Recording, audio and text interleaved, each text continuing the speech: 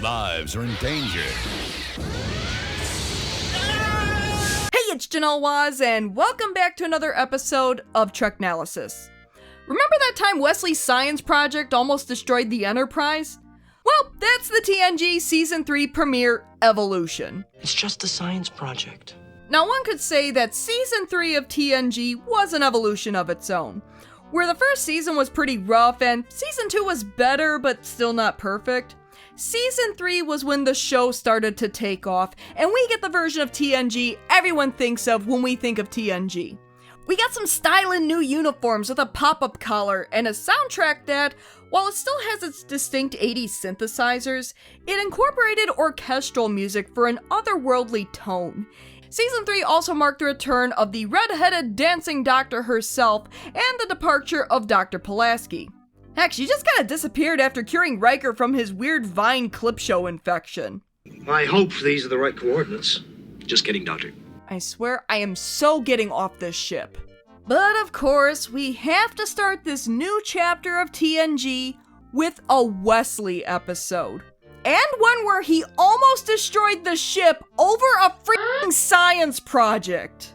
Though to be fair, Jake Sisko's science project did start the Dominion War, but it wasn't his idea. But don't you think it's a little low-tech? I'm a low-tech kind of guy, Dad. What the hell's the Federation teaching its next generation? Something evil is endangering the Enterprise on the next exciting episode of Star Trek: The Next Generation. But before I go further, thanks for checking out my video. Make sure you like and subscribe for more of my Star Trek, video game, and other miscellaneous content. Keep those hailing frequencies open on the other social media sites, and a big thank you to my channel members for supporting the channel. If you'd like to buy me a cup of tea and support my work, consider joining up on my channel. Be great to have you aboard. In a science lab on the Enterprise, young teenage Wesley Crusher is fast asleep in front of his science project. Just to be woken up by a call from Riker telling him he's late for his shift. Forget to set your alarm, Wesley? Look, Wes, you're not a kid anymore. Worf can't be expected to tuck you in every night and wake you up every morning. And who will tuck him in at night? Come on, Commander. I will accept that responsibility. The Enterprise's current mission is to look at a star explosion that only happens every 2 centuries, and it's about to go off in about 18 hours. It's basically the star version of Old Faithful. And this week's guest is Dr. Paul Stubbs, who's been researching this phenomenon for the past 20 years, and even built an egg to monitor the explosion. Come along, Wesley. Let's go see if Humpty Dumpty is still in one piece. I don't know, but I hear he had a great fall. Suffice to say, there's a lot riding on this mission. So naturally, Wesley walks onto the bridge without brushing his teeth, changing his clothes, or taking a shower to wash off some of that teenage body odor. But whatever, I'm sure things are going to go smoothly.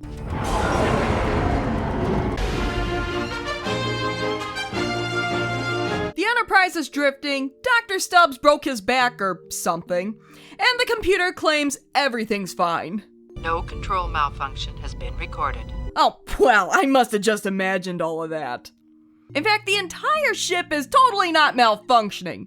Doors opening and closing at random, sensors detecting a Borg ship that's not really there, the replicators. If Picard doesn't get his cup of Earl Grey, there's gonna be hell to pay!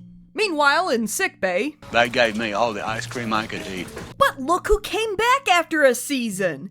Having spent the last year at Starfleet Medical, Beverly has returned as CMO, and girl, your hair.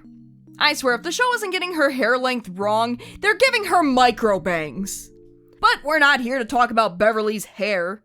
Well, okay, I am, but the conversation turns to Wesley.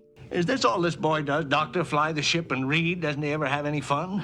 Well, sure, but it's more like he gets drunk and plays around with a tractor beam and takes over engineering for laughs. So you mean I'm drunk? I feel strange, but also good. Nerd! Most of my free time is taken up with my studies. We get it, writers! Wesley's perfect. Stand up for yourself, Poindexter. But after being away for a year, Beverly's worried that her son doesn't have a life. So who better to ask than the boy's father, I mean Captain Picard, for absolutely no reason, I assure you. Tell me about him. He's his father's son. Oh my god, he's going bald? You'll never look at your hairline again in the same way. And before you say there's no way Picard is Wesley's father, come on, look at how they look at each other. I know how difficult it was for you being away. So, Beverly's upset, but not because she has a normal teenage son who's rude and defiant, but because he's too polite to her and doesn't get into trouble. We get it, Beverly! Wesley's a model son. Except he has no life. Does he have many friends? Ha! Ha! Ha! Has he ever been in love? Well, there was that time he dated a kaiju and probably needed a change of pants after her governess tried to attack him. Meanwhile, instead of finding friends to hang out with or getting into teenage hijinks, Wesley is spending time with the old scientist who built an egg. Nerd! Almost from the start, Dr. Stubbs took an interest in Wesley, who kinda reminds him of himself as a young, gifted child. In my youth, they called me a wunderkind. It means wonder child. We get it, writers! Wesley's a boy genius! Honestly, I think part of the reason people don't like Wesley is because the show constantly reminds you how special he is. One called Mozart. Wesley is such a person. We get it!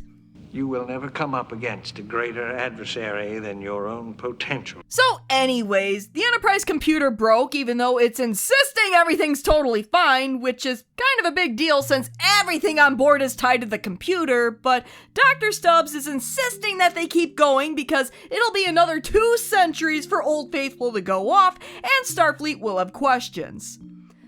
Though I think there would be even more questions about the flagship of the Federation being destroyed just to watch a star. Stubby would rather die than miss it, but Picard would rather miss it than have everyone on board get killed. I know how much this means to you. Please turn off your beam into my soul. Oh, my dear doctor, there is no beam. She can only state the obvious. They don't call her Counselor Obvious for nothing. His nonchalance is studied and practiced. Mm-hmm. Even my sensory perception picked that up. Again, why is she on board? Meanwhile, in engineering, Wesley has a horrible realization. It was at this moment he knew. He f***ed up. So he's off to a deserted 10 forward, but not for the reason most people go to 10 forward. I'm just setting traps. I run a clean place. Young man, take your foot down off that stool. Now have a seat, have a seat. It turns out that Wesley's science project involved nanites. Tiny microscopic machines which were designed to repair cells, but he decided to find out if he could increase their capabilities.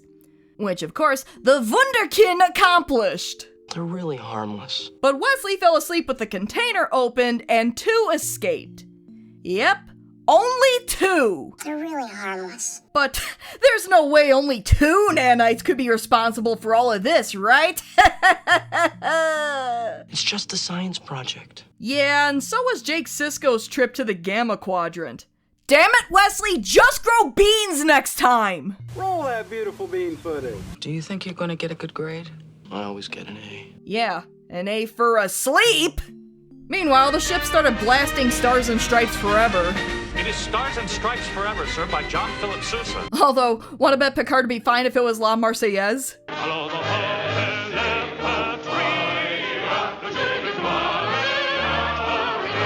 Meanwhile... Do you know baseball? Baseball.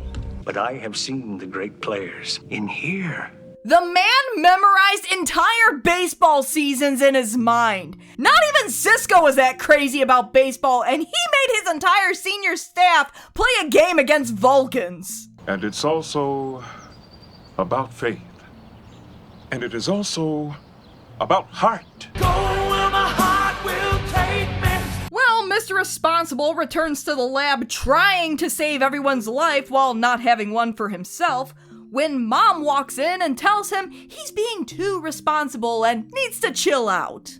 I have done everything that everyone has asked of me and more. And how can you know? You haven't even been here. Worf had to tuck me in at night and Dr. Pulaski had to give me the talk. Do you know what that does to a person? Although, do we really need Beverly giving Wesley the talk? The old birds and the bees and your 100-year-old great-grandmother's candle ghost boyfriend. So Wes fesses up about his evolved nanites and how they went from 2 to an entire civilization that's eating the computer. It's like candy to them.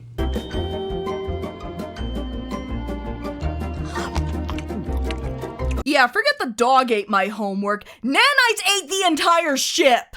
They're really harmless. The answer is simple. Call an exterminator.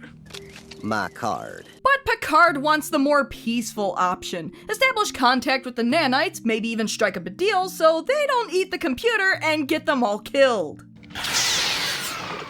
And now the nanites are trying to smoke them out. Well, because the head blunderkin decided to attack them, the nanites are defending themselves and causing even more havoc, so Dr. Stubbs winds up confined to quarters. Troy pays him a visit and... girl, tone down the red lipstick. Basically, Troy stopped by to establish that Dr. Stubbs is obsessed, unhinged, and kinda crazy. Which I think we all knew, Counselor Obvious. Lockman on first. Dark on second. So, I think the nanites are mad.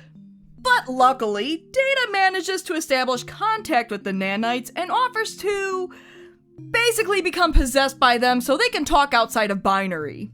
Because it's not like Data can be compromised or anything. Worf, of course, expresses a legitimate security concern, i.e. the nanites would have the same control of the ship that Data has, but in order to establish trust, they go through with it. You were very strange. It turns out that the nanites were just trying to find a food source in order to replicate. They're just explorers, they mean no harm. Which I swear sounds like it could have been lifted from a Voyager episode, except that show wouldn't even premiere for another 6 years. We know who you are. I am at your mercy. What is at your mercy? No mercy. But luckily, the nanites aren't a vengeful kind, and because everybody screwed up, especially Wesley, it's just a science project. Everyone agrees to stop fighting. Since the nanites outgrew the Enterprise, Picard helps them find a planet to live on, and the nanites agree to fix the computer just in time for old Stubby to get exactly what he wants, a little stargazing. Meanwhile, in 10 Forward, Beverly finds that Wesley does indeed have a life with friends and a girl who's interested in him. Which is probably the most unbelievable part of the episode. No, seriously, how did he manage a social life and devote his life to studying? And that was Evolution. It's not much of a standout, but it's not a bad episode. Sure, there's still plenty of room for improvement, but there's a marked increase in quality compared to the earlier episodes. The effects look more polished, the uniforms look professional, and aren't a onesie. And just about everyone is comfortable with their characters. It even serves as a little bit of a cautionary tale about the potential and dangers of AI, though this ended on a brighter note than other similar stories. The episode does suffer from the same thing a lot of Wesley episodes suffer from. Too much emphasis on how brilliant he is. Heck, even his blunders are scientific curiosities. He created an entire civilization! But I do like how Dr. Stubbs serves as a darker version of Wesley. Both were child prodigies, but Dr. Stubbs' brilliance turned into obsession with little care for those around him. He's probably the kind of person Beverly worries Wesley might turn into, and she wants to make sure he does the things normal teenagers do. Granted, both their research projects could have been the death of all of them, but where Dr. Stubbs was willing to sacrifice the Enterprise for his research, Wesley was at least trying to fix the problem he started to save the ship. But at the end of the day, yeah, this entire episode was Wesley's fault, and Sickbay really needs to have a tighter lid on those nanites. It's just a science project. So what about you? What did you think of Evolution? Did you love it? Did you hate it? How does it serve as a Season 3 premiere episode? What do you think of the juxtaposition of Dr. Stubbs and young Wesley?